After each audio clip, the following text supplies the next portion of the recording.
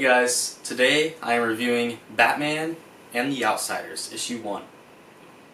Alright, so to begin, it says, new team, no rules, right here. And tagline doesn't really make sense, because I guess it is a new team of people. They haven't really been in a team together like this before. But the no rules doesn't make any sense. They're all heroes, all of them. There's no anti-heroes on here. There's no villains on here. They have rules. You know, they don't kill people. They aren't evil. Like, you know, there's rules. So yeah, the tagline doesn't make sense. Also, why is it called Batman and the Outsiders? Batman is barely in the book, and the part he does play in the book isn't that big. He's just the guy who funds the team.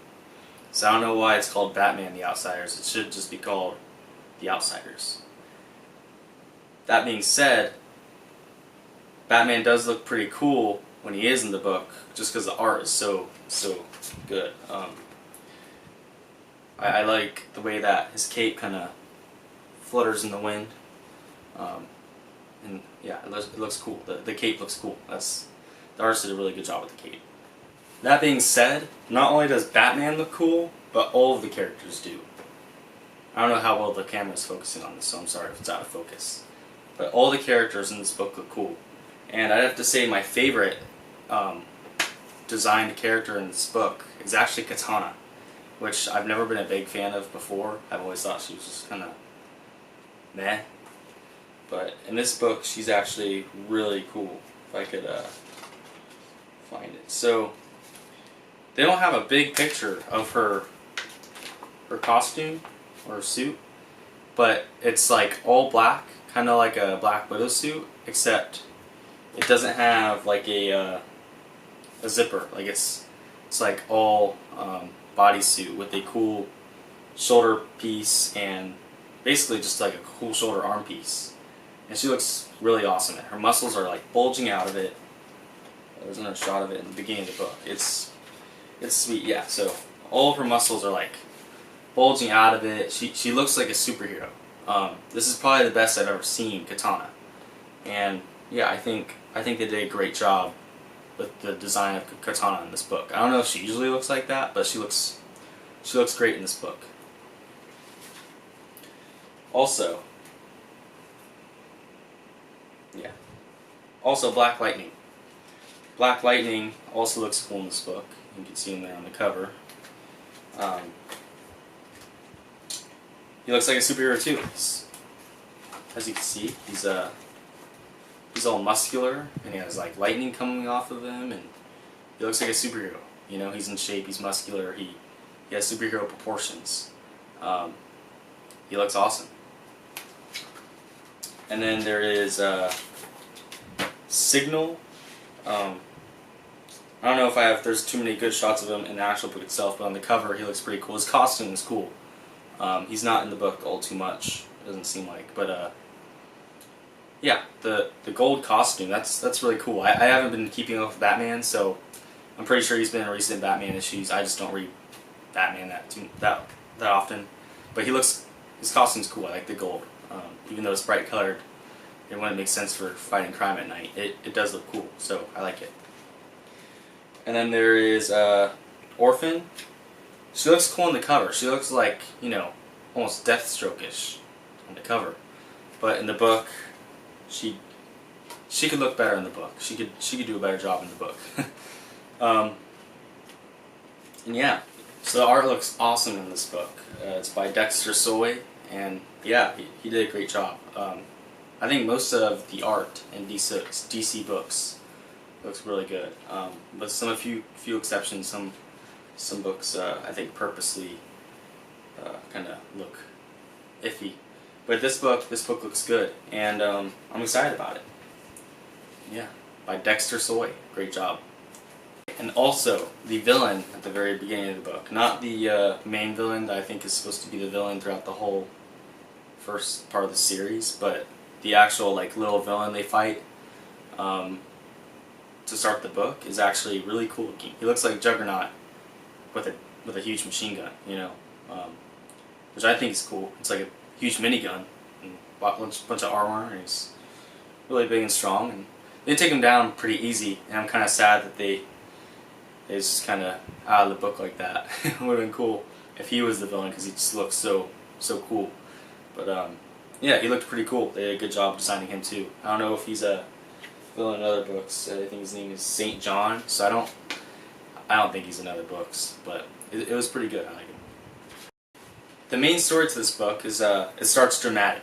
All right, so it has a really good start. This girl and her dad are driving, and I guess they've been tested on in the past. That's revealed in the comic book. Sorry for any spoilers, by the way.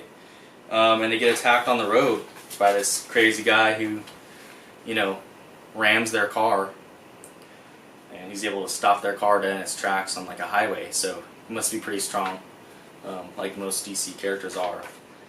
And yeah, so there's something going on with that girl. The villain's trying to get her, and yeah, there's a dramatic start to the book, and then there's some team stuff. It's mostly setting up the rest of the series. This book isn't it's not like a straight classic. Oh, issue 1. It's not something that's gonna be read for 100 years and rejoiced. But it's a good start. It sets up for the next issue, and I'm actually gonna buy the next issue. My favorite series of comics that I've ever read. I'm pretty young, so I haven't read a lot of the old ones, but from modern comics that I have read, I like Titans Rebirth.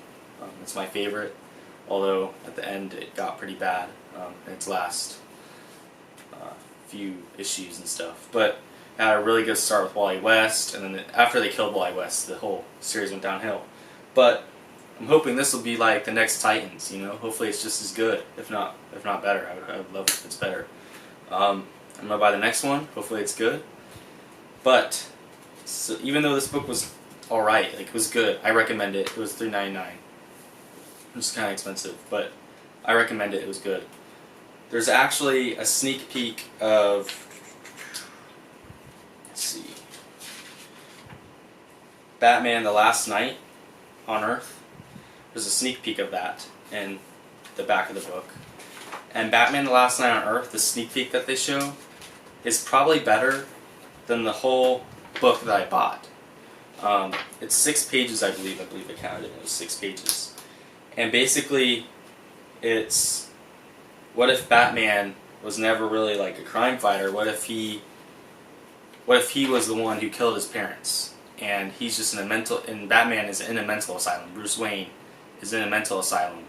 And all of the Joker and the Penguin and all of his villains are actually just people that work at the Gotham Asylum. And he's just an insane person. And that's the book. Like that's the storyline. I think that's really cool. I think it's kind of mind-bendy. I'm gonna read it. I'm gonna buy it. It looks good. I believe they said it's gonna be 48 pages. Yeah, so it's gonna be in 3 48-page prestige format issues, and I'm definitely gonna buy it from that sneak peek. That sneak peek was great, and I'm gonna buy it. Yeah, overall, I recommend this comic if you guys can get it. I'm gonna review the next issue too when it comes out, and we'll see where it goes. I'm hoping it'll be pretty good. Yeah. But there's another book I have to review.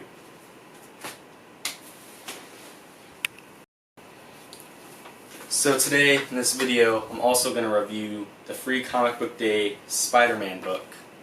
Now I thought this was going to be the Absolute Carnage book. Like I thought the whole thing was going to be Absolute Carnage.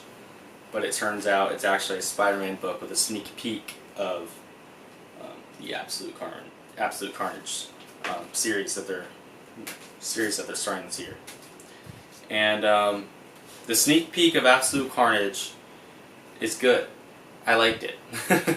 I'd recommend it. It's a free comic book, so yeah, the sneak peek was worth it. And the rest of the book wasn't even worth my time to read, but I did read it anyways because I wanted to, I wanted to get it. I wanted to read it and see what it was, and it was bad. It was Miles Morales and Peter Parker fighting over what was going to be the better the best pizza place in New York City. And it's just done. That's the whole book. Free Comic Book Day books should be like the whole Absolute Venom #1. Or should be something really cool that gets someone hooked. Spider-Man fighting over pizza and which pizza is going to be the best is not cool. That's not going to get a reader hooked. If someone walked into a comic book store for the first time, it was Peter Parker and Miles Morales fighting over what's the best pizza in New York City, and then there's a little villain in the book and they easily beat him and whatever. Like, there's no struggle. It's all about what's the best pizza in New York. It's dumb. No one's going to get hooked on comics reading that. The Free Comic Book Day should hook readers who don't read comics normally. Like, someone's like, hey, it's Free Comic Book Day. You want to go to the comic book store with me? And you bring your friend, and then they're like, oh yeah, I'll pick up a free comic book or two. They go in, they get their free comic book, and they don't like it because it's dumb. They'll like the sneak peek, and maybe the sneak peek's enough to get them to come back, but is a 6-page sneak peek really enough to get someone to come back? I don't know. I doubt it. They wasted a Free Comic Book Day book, in my opinion. I think the whole thing should have been Absolute Carnage or another story. Maybe if they don't want to do the whole Absolute Carnage issue now, they could have done another cool story with Spider-Man where he does something cool. It doesn't have to be the start of a series. It could just be something really cool instead of fighting over pizza. If they were fighting, the Scorpion or the Sinister Six together or something like that, or something cool, or they had to stop Hulk from doing a huge rampage through the city or something, I mean, that would be cool. But instead they're fighting over pizza. And that's dumb. I guess I've kind of been ranting on this for a long time. Anyways, these two books that I just reviewed have a commonality, and that is that they have sneak peeks inside of them that are really, really good, that I'm really excited about. This book, just get it and read the sneak peek. Don't even waste your time with the rest of the Spider-Man story. It's trash. This book, the whole story is okay. The whole comic book is okay. It's actually 24 pages of story without any ads interrupting. So that's awesome. I'm glad there's no ads interrupting, even though it's not a big deal if they were. But 24 pages, and 24 pages of story. That's awesome. And then there's a 6-page sneak peek. That's 30 pages of story total in this book for $3.99, and all the art is good. All the story is okay, especially the sneak peek at the back. And this could be the start to a really good series. So, yeah, this book is worth it. I totally recommend. Go ahead, pick it up. Alright guys, tell me what you think. If you like the video, comment. If you guys read the same books and you guys have different opinions or similar opinions, let me know. I'd like to know if you guys think differently than me. And if you guys have any constructive criticism for these videos, hopefully the camera quality's alright and the volume's alright. I only want to get better, obviously. And tell me what you think. Comment, and subscribe. Let's do it.